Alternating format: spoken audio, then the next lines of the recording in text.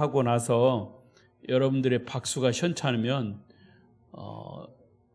이 성가대원들이나 찬양대원들이 여러 명이지만 개인이 부끄러워해요. 다시 한번 우리 성가대 찬양이 잘했거나 못했거나 찬양은 하나님께 영광이 되는 거니까 박수로 영광을 돌리십시다. 오늘 이 저녁에 특별히 우리 임마누엘 성가대 헌신 예배에 참여하신 여러분을 축복합니다. 옆사람과 인사하십시다. 저녁에 만나서 반갑습니다. 잘 오셨습니다. 은혜 많이 받으세요. 감고사축 감사합니다. 고맙습니다. 사랑합니다. 축복합니다. 오늘 또 비대면 영상으로 예배하시는 분들 가운데도 하나님의 은혜가 함께 하시기를 바랍니다.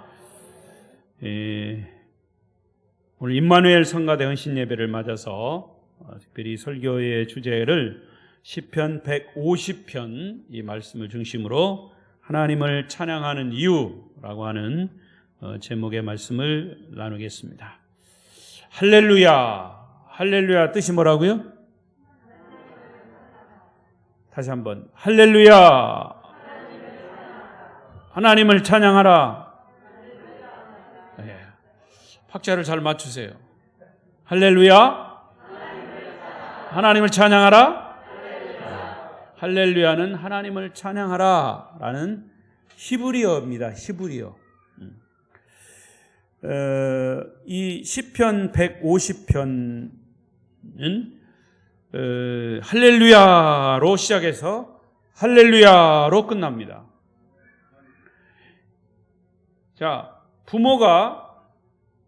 자녀가 부모에게 부모를 공경하는 것, 반대로 부모가 자녀를 사랑하는 것, 이유가 있습니까? 특히 부모가 자녀를 사랑하는데 이유가 있습니까? 이유가 없어요. 자녀이기 때문에 그냥 사랑하는 거예요.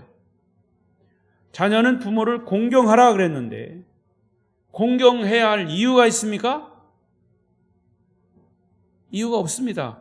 자녀이기 때문에 부모를 공경하는 것입니다.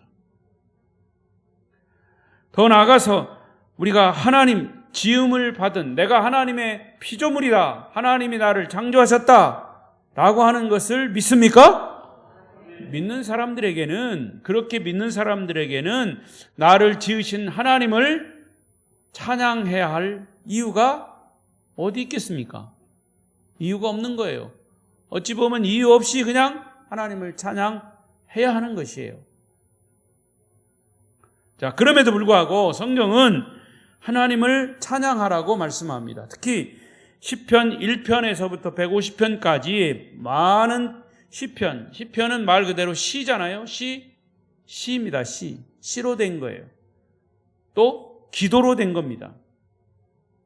고백이요, 또 간증입니다.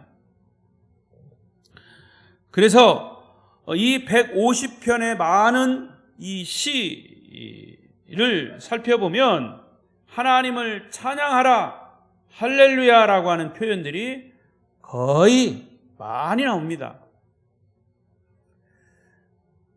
그러나 이 시편 150편은 이 말씀을 통해서 하나님을 찬양해야 할 이유가 바로 이거구나 하는 것을 올바로 깨달을 수가 있을 것입니다. 자, 그러면 첫 번째는 우리가 하나님을 찬양하는데 어디에서 찬양하는가? 하나님을 어디에서 찬양할까? 1절입니다. 1절 읽습니다. 시작. 할렐루야. 그의 성소에서 하나님을 찬양하며 그의 권능의 궁창에서 그를 찬양할지어다. 어디에서 하나님을 찬양하라고 그랬습니까?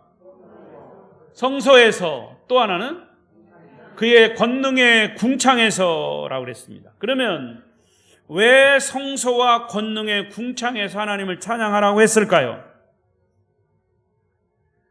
성소와 권능의 궁창은 바로 하나님이 계신 장소이기 때문이에요.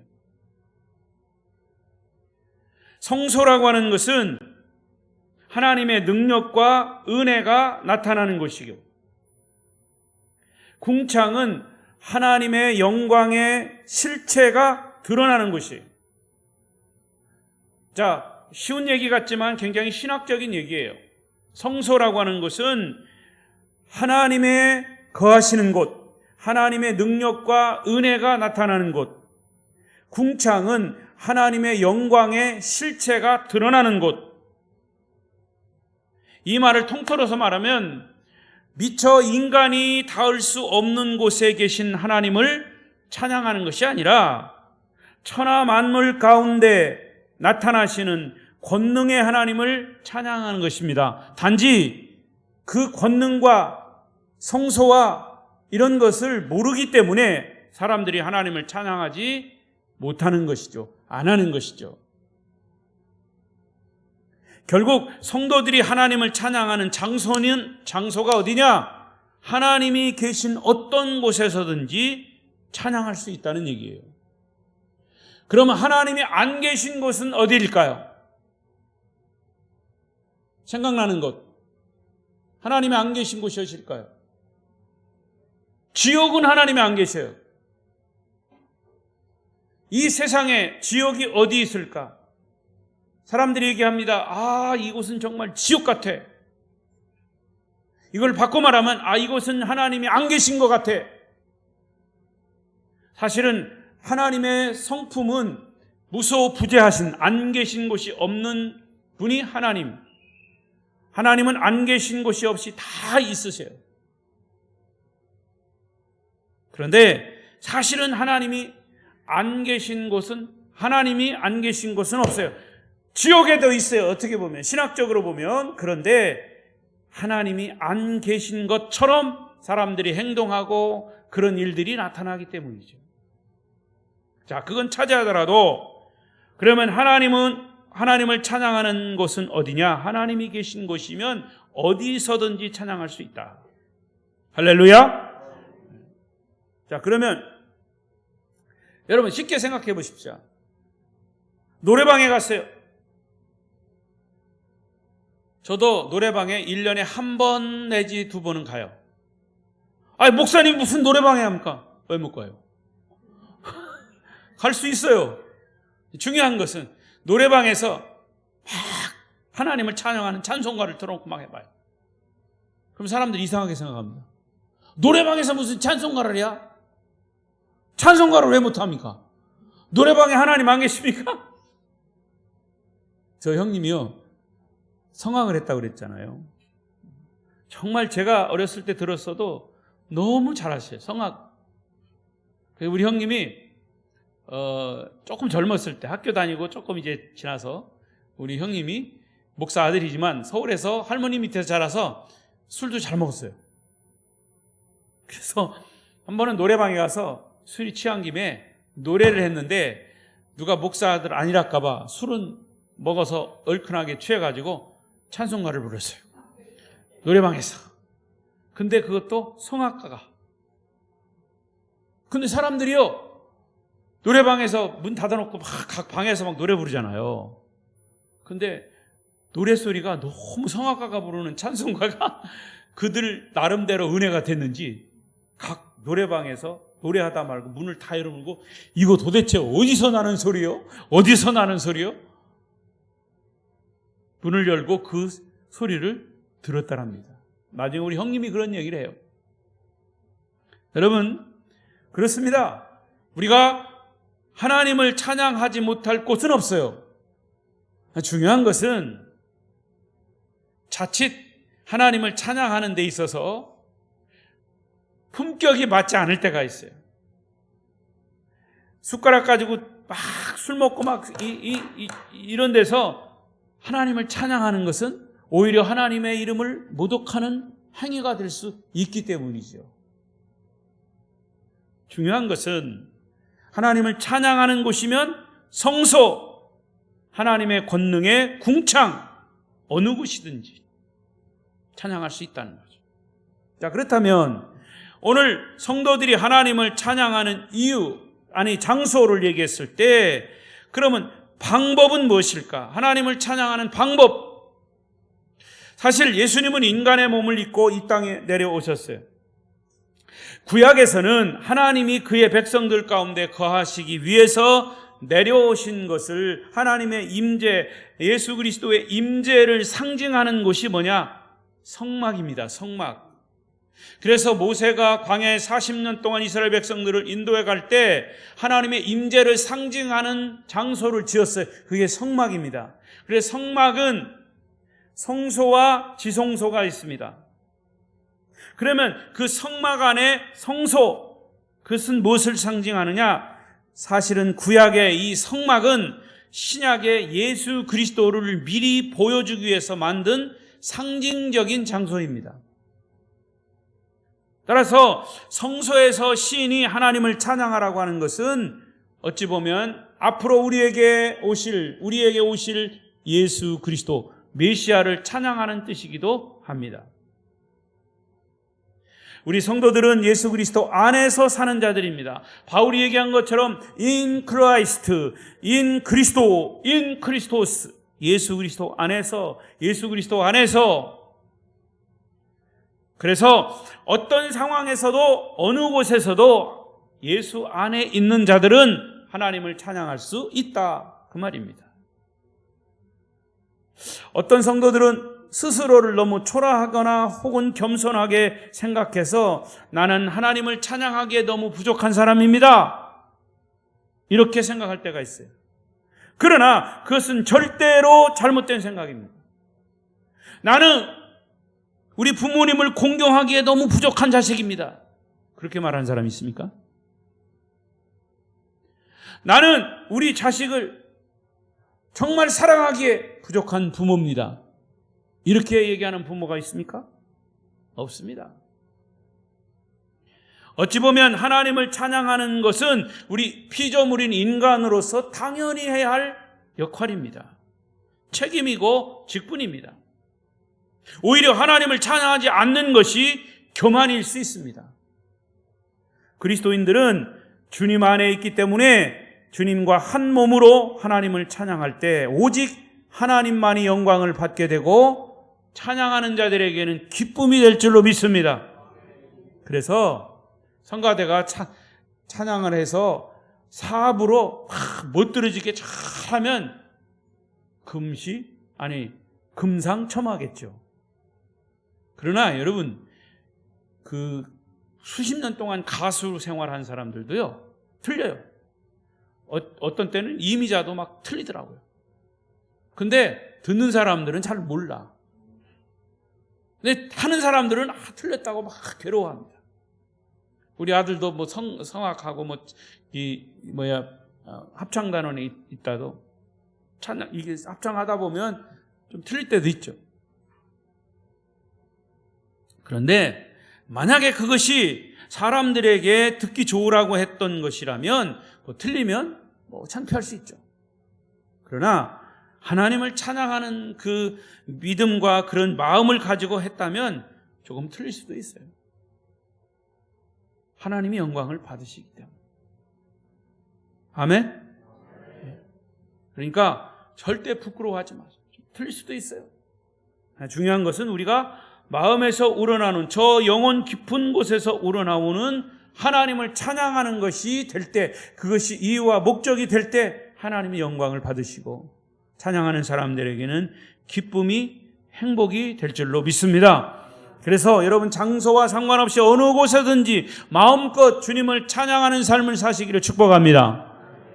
두 번째는, 그러면 왜 하나님을 찬양해야 합니까? 오늘 제목이 하나님을 찬양하라, 찬양해야 할 이유 말씀합니다. 주님을 찬양해야 할 이유지 2절에 나와 있습니다. 2절 읽습니다. 시작. 그의 능하신 행동을 찬양하며 그의 지극히 위대하심을 따라 찬양할지어다. 두 가지가 나옵니다. 하나님의 능하신, 그의 능하신 행동을 찬양하라 그랬어요. 하나님의 능하신 행동. 또 한 가지는 그의 지극히 위대하심을 따라 찬양하라. 그러면 하나님의 능하신 행동이 뭡니까?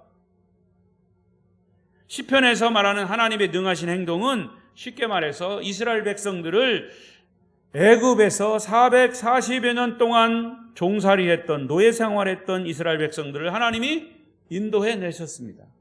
그게 하나님의 능하신 행동입니다.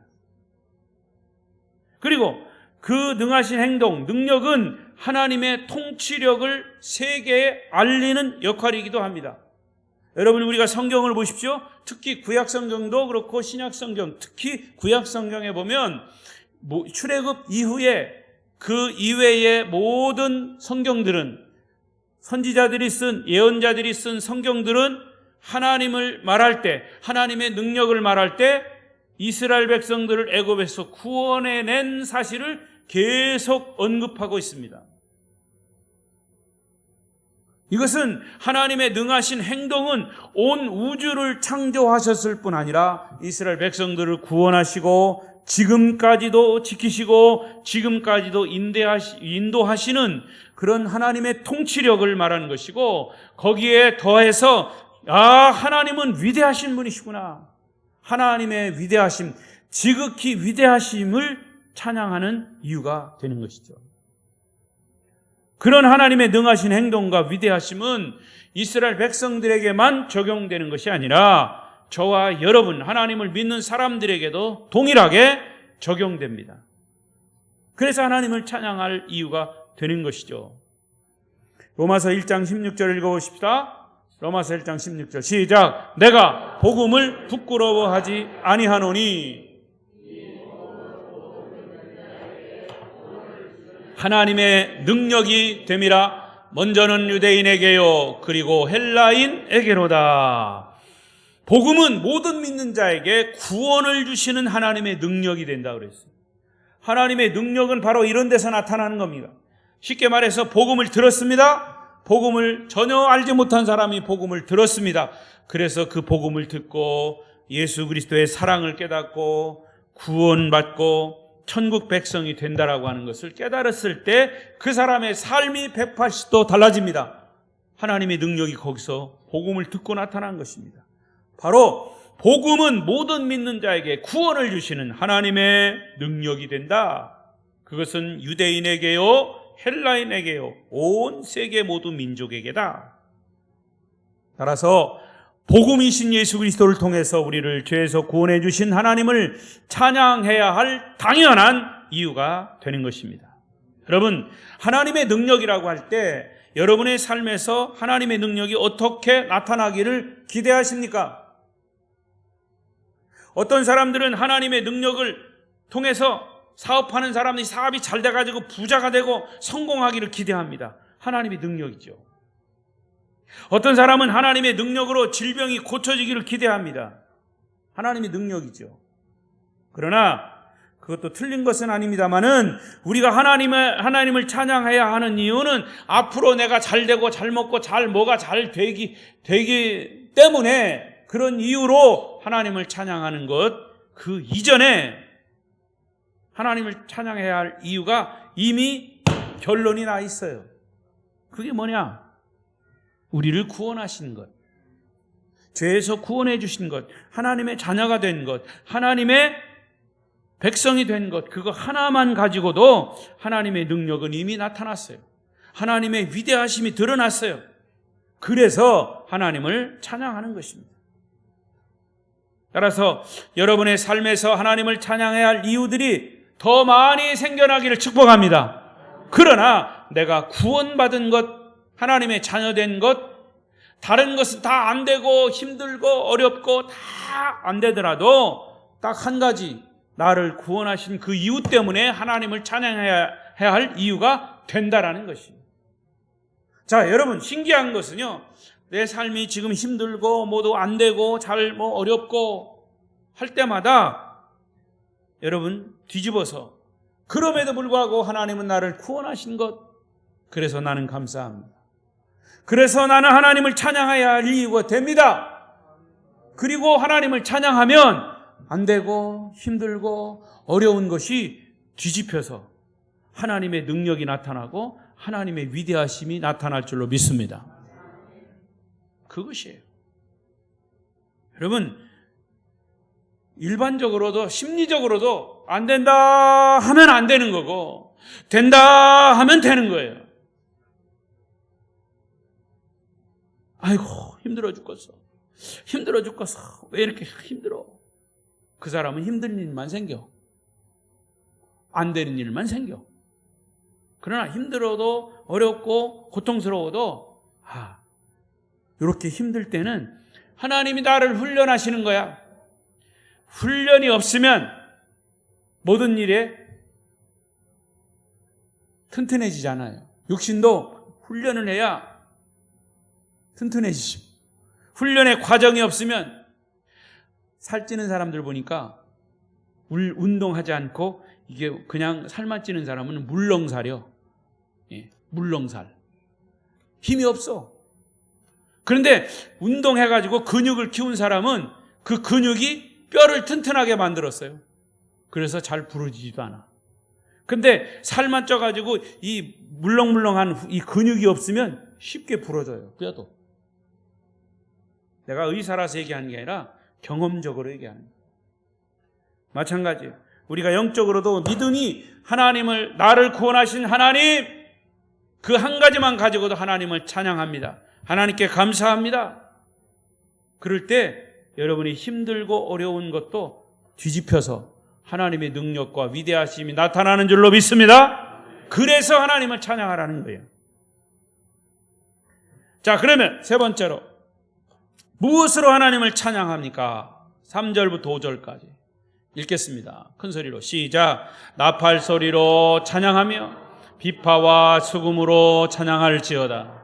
소고 치며 춤추어 찬양하며 현악과 퉁소로 찬양할지어다.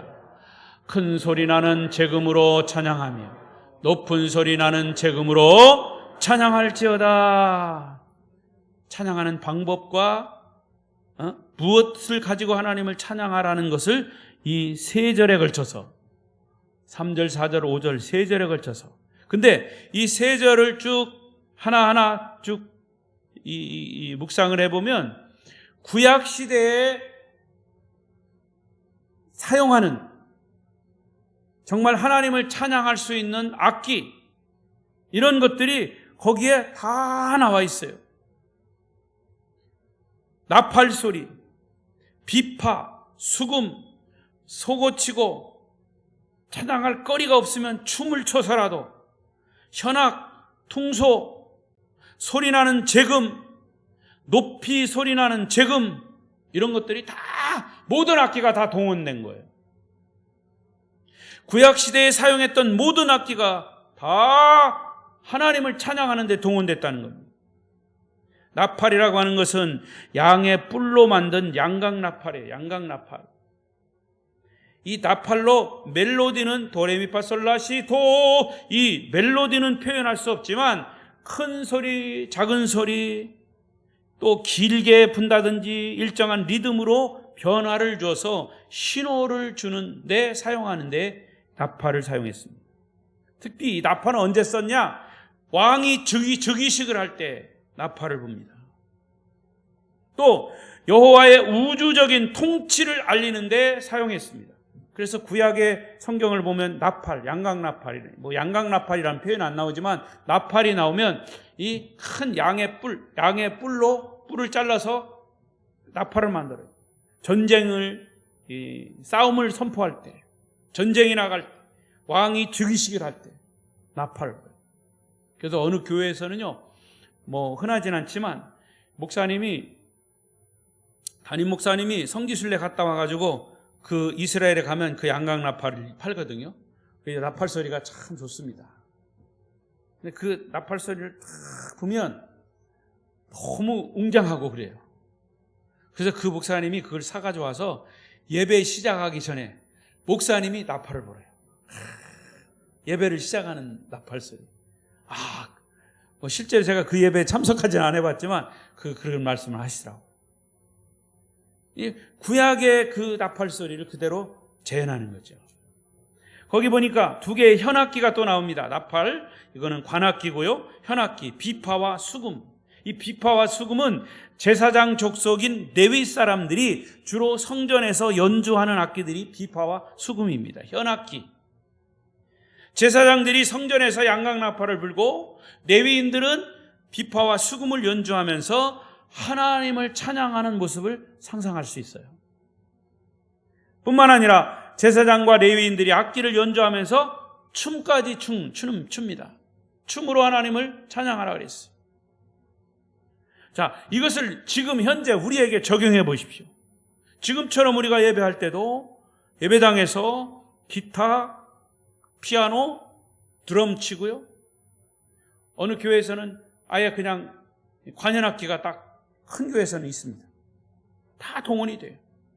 과거에는 그랬죠? 이 전자기타가 어떻게 교회에서 연주하느냐. 장로님들이 못한다고 그랬어요. 드럼도 못 친다고 그랬어요. 그런데 그건 잘 모르는 소리예요. 사실은 이 기타가 강단에서 이렇게 기타 치는 게 들어온 지가 얼마 안 됐어요. 사실. 근데 왜 못하게 했느냐? 사실 저런 전자기타나 이런 신지사이저 같은 이런 악기들이 우리 한국으로 들어오면서 어디부터 갔냐? 술집부터 갔어요. 술집에. 그러니까 술집에서 전자 악기를 쓰고 드럼을 치고 하니까 사람들의 인식이 뭐냐? 아, 저런 악기는 술집에서나 사용하는 거구나. 이렇게 생각을 했어요. 그러나 아니라는 거죠. 성경을 보세요. 구약 성경 더군다나. 이미 하나님을 찬양하는 데 있어서 사람들이 사용할 수 있는 모든 악기를 다 사용했어요. 춤을 추고. 그러니까 하나님을 찬양하는 도구는 어떤 것으로도 제한을 받지 않고 사용될 수 있다는 겁니다. 목적이, 이유가 하나님을 찬양하는 것이라면. 제가 날마다 강조하는 것이 있죠. 하나님은 모든 사람들에게 각자에게 두 가지 악기를 주셨어요. 관악기, 목소리. 나는 음치요. 여러분, 음치는 제가 우스갯소리 할게요. 음치라는 말이 뭐예요? 음을 다스린다 그래요. 음을 다스리는 게 음치예요. 그러니까 하나님을 찬양하는데 음치도 하나님이 사용하셔요. 마음껏 찬양하시기를 바랍니다. 관악기, 목소리. 그 다음에 타악기, 박수입니다. 박수. 여러분, 한의사들한테 물어보세요. 이 박수 치는 것이 얼마나 우리 몸을 건강하게 하는지 모른다 이거. 혈액순환 돋고 박수. 어떤 사람들은 우리 전에 있던 어떤 교회 장로님이 그러시더라고요.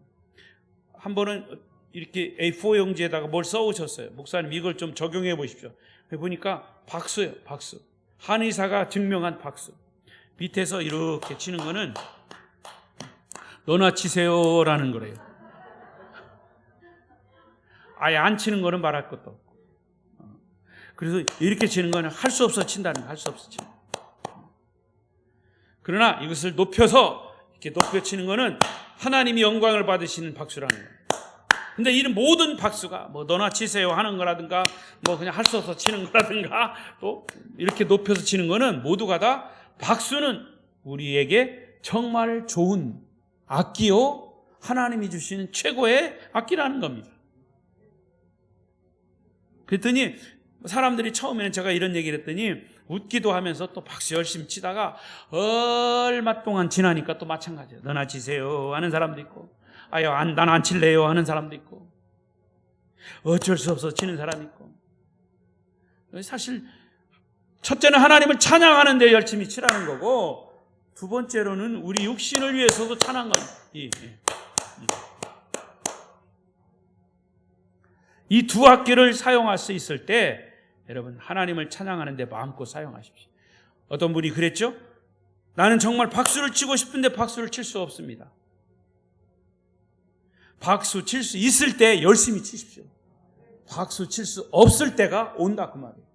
하나님을 찬양하고 하나님을 예배할 수 있을 때 열심히 예배하고 찬양해야 합니다.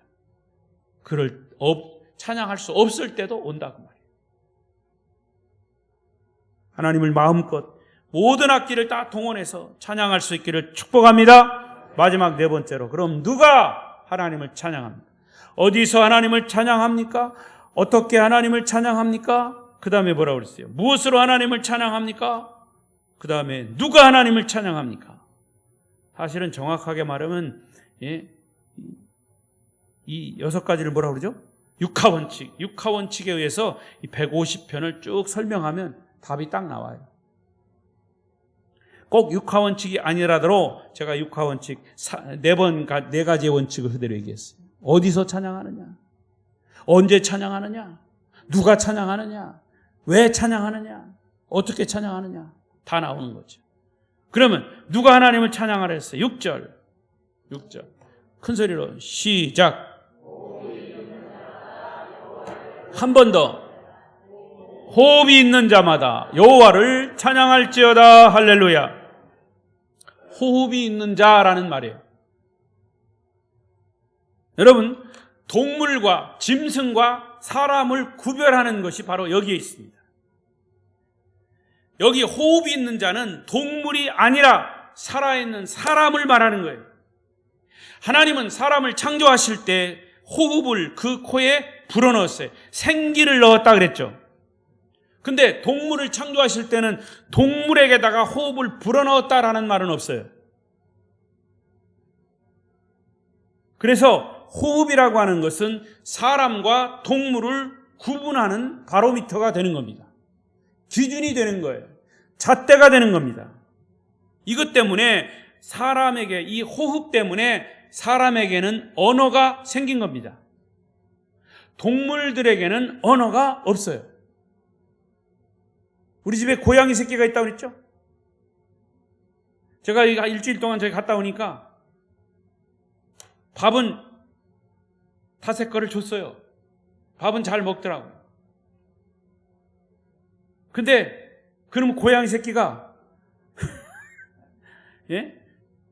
화초를 심어놓은 거를 그냥 다 막 엉망으로 만들어놨어. 그러니까 새끼들이라 그 밑에는 내려가지 못하고 거기가 자기 놀이터야. 그래가지고 우리 집사람이 그냥 물을 뿌려가면서 청소하면서 고양이들한테 막 물을 뿌리고 내려가! 막 화가 나가지고. 근데 그들은 말을 못해. 왜 그랬다는 말도 못해. 그냥 야옹만 할 뿐이야. 그 야옹 소리가 무슨 뜻인지는 모르겠어요. 언어가 아니기 때문에. 어떤 사람들은 개를 기르면서 개하고 막 대화를 하죠. 뭐 개가 꼬리를 흔들면 뭐 주인을 좋아하는 거고. 뭐 그런 표현은 되지만 그럼에도 불구하고 개가 말한다 소리는 저는 평생에 들어본 적이 없어요. 돼지가 꿀꿀거리기만 하지 말한다는 소리는 들어본 적이 없어요. 그게 무엇 때문입니까? 호흡 때문인 거예요. 호흡. 여기 나오는 호흡이라고 하는 단어와 하나님이 창세기 3장에서 인간에게 생기를 불어넣었다라고 하는 단어는 같은 단어예요. 언어가 있고 없고는 호흡이 있고 없고의 아주 중요한 바로미터인 거예요. 차이입니다. 따라서 호흡이라고 하는 것은 단순히 그냥 숨을 쉬는 것에 그치는 것이 아니라 말을 하는 능력을 나타내는 중요한 기준이 된다 그 말이에요. 그래서 인간이 인간 같지 않을 때 말하는 욕이 뭐예요? 야, 이 짐승 같은 놈아, 야, 이 짐승보다 못한 놈아, 그렇게 얘기하는 거예요. 그래서 호흡이 있는 모든 사람들은 하나님을 찬양해야 한다고 이 시인이 결론을 내리고 있습니다. 여러분은 하나님이 호흡을 불어넣어 주신 피조물임이에요. 믿습니까? 호흡 안 하시나요? 그렇게 믿습니까? 어떻게 된 거예요? 하나님이 호흡을 불어넣으신 피조물인 우리 인간, 여러분 맞죠? 제가 질문을 잘못했나요? 만약에 하나님이 호흡을 불어넣으신 하나님의 자녀라면 하나님을 찬양하는 것은 당연한 것입니다. 그것을 여러분이 분명히 알았다면, 호흡을 불어 넣어주신 인간이라는 사실을 내가 깨달았다면 하나님을 찬양하라 그랬어요. 이 150편 6절을 다시 한번 읽어보십시오. 시작. 호흡이 있는 자마다 여호와를 찬양할지어다. 아멘. 여러분 꼭 기억하십시오. 우리 인간에게 호흡을 불어넣어 주신 것은 사람밖에 없어요. 인간밖에 없어요. 짐승에게 호흡을 불어넣었다는 얘기 없습니다. 우리는 이 호흡하는 것 때문에 언어가 생긴 거고 말이 생긴 거예요. 그래서 언어를 주신 그 언어를 가지고 하나님을 찬양하라는 거예요. 이제 저는 오늘 설교를 끝내려고 합니다. 시편 150편은 1편부터 150편, 전체 150편의 결론이고, 시편 150편 이 150개에 관한 시편의 마지막 부르는 송령입니다. 그래서 이 150편 이 한 편 중에 할렐루야 하나님을 찬양하라, 할렐루야 할렐루야 하나님을 찬양하라는 말이 몇 번 나올까요? 성가대 퀴즈, 그 정도는 알고 있어요. 성가대는 정확하게 13번 나옵니다. 잊지 마십시오. 시편 150편에 하나님을 찬양하라는 뜻, 할렐루야라고 하는 표현이 13번 나옵니다. 이 짤막한 시편 150편 6절에 13번이나, 그러니까 1절에 2번은 나오는 거예요. 물론 그렇게 규정 지을 수는 없지만, 할렐루야 하나님을 찬양하라, 할렐루야 그의 성소에서 하나님을 찬양하며 그의 권능의 궁창에서 그를 찬양할지어다, 위대하심을 따라 찬양할지어다, 나팔소리로 찬양하고 비파와 수금으로 찬양하고 춤추어 찬양하고 퉁소로 찬양하고 재금으로 찬양하고 큰소리 난 재금으로 찬양하고 호흡이 있는 자마다 여호와를 찬양하라. 할렐루야. 13번 나와요. 이 하나님을 찬양하라 할렐루야가 나온다는, 이렇게 많이 나온다는 것은 무엇을 말하는 것일까요?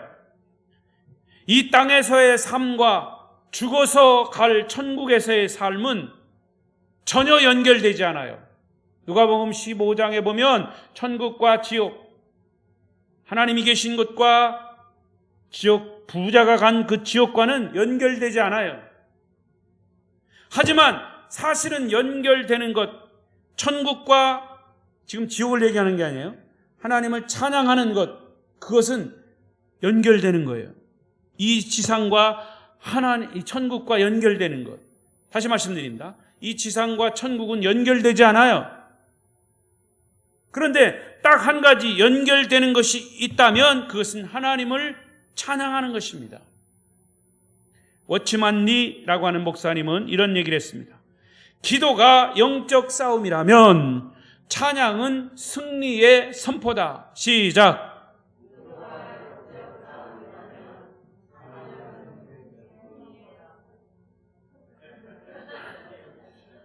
벌써 잊어버리면 어떡해. 다시 한번. 기도가 영적 싸움이라면 찬양은 뭐다? 승리의 선포다. 시작.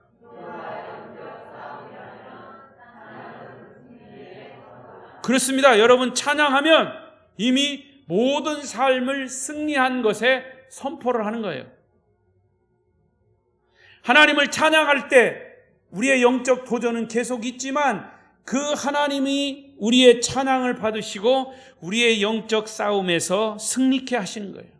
그래서 우리가 기도를 통해서 막 우리가 기도하죠. 그런데 찬양을 할 때 이미 그 기도 속에서 내 고민과 내 문제와 내 걱정과 염려가 찬양을 통해서 너는 승리했다! 이렇게 선포케 하시는 것이다. 그래서 천국에 가면 이미 영적 싸움은 끝난 거예요. 천국에 가면 여러분 기도 안 해도 돼. 기도는 이 땅에서만 필요한 거예요. 그러나 천국에서 계속 해야 될 것은 뭐밖에 없다? 찬양밖에 없는 거예요. 그래서 이 땅에서 또 천국에서 다 연결되지 않지만 딱 한 가지, 하나님을 찬양하는 것만 연결되는 거예요. 그래서 그것을 얘기한다면 주님께 드리는 이 땅에서의, 이 지상에서의 예배 속에서의, 우리의 삶 속에서의 찬양은 천국에서 드릴 찬양의 리허설인 거예요. 예행 연습인 거예요. 주님 앞에서 영원토록 드릴 찬양을 지금 연습하는 겁니다. 우리 성가대 아까 저기 예배 끝나고 이 앞에서 특송할 거 연습했죠? 연습했어요, 안 했어요? 네. 연습해도 틀리는 게 찬양이요. 그래도 하나님은 그 찬양을 받으셔. 아멘? 걱정할 거 없어요. 틀린 거 자꾸 지적하는 것 같아서 미안하지만 아니에요. 그거 아니에요. 지적하는 게 아니라 이렇게 우리가 찬양이 중요하다라는 것을 제가 말씀드립니다. 그러니까 때를 얻든지 못 얻든지 삶의 모든 현장에서 호흡을 하던 모든 사람들은 하나님을 찬양하는 것이 마땅한 것이죠. 찬양은 놀라운 능력입니다. 마음과 정성을 다하여 드리는 찬양은 곧 믿음입니다. 하나님에 대한 사랑을 표현하고 내 마음과 하나님께 내 마음과 내 삶을 드리는 것이 찬양이고, 우리는 찬양하는 가운데 아름다워집니다. 아름다운 교회 성도들이, 아름다운 교회 찬양단이, 아름다운 교회 성가대원이 드리는 찬양은 더 아름다워집니다. 왜냐? 하나님을 찬양하기 때문에. 때로는 마음을 다해서 찬양할 때 질병도 치료되는 줄로 믿습니다. 찬양할 때 근심과 걱정이 사라집니다. 찬양할 때 마음의 상처도 치료됩니다. 아멘. 크게 하시죠. 찬양할 때 은사가 임합니다. 찬양할 때 주님이 주시는 비전을 받게 됩니다. 마음을 다해 찬양할 때 주님과 사랑에 빠집니다. 정성을 다해 찬양할 때 다시 한번 하나님을 향한 헌신을 다짐하게 됩니다. 그래서 찬양은 힘이 있고, 그래서 능력이 있는 것입니다. 오늘 헌신을 다짐하는 임마누엘 성가대원 여러분, 또 이 예배에 참여한 모든 우리 아름다운 교회 성도 여러분, 하나님을 찬양하는 사람들이 되시기를 바랍니다. 찬양이 여러분의 삶이 되시기를 바랍니다. 찬양으로 삶의 에너지를 다시 한번 회복하시기를 축복합니다. 축복합니다. 기도하십시다. 여러분, 다른 기도하시지 말고 오늘 이 저녁 말씀드린 대로 하나님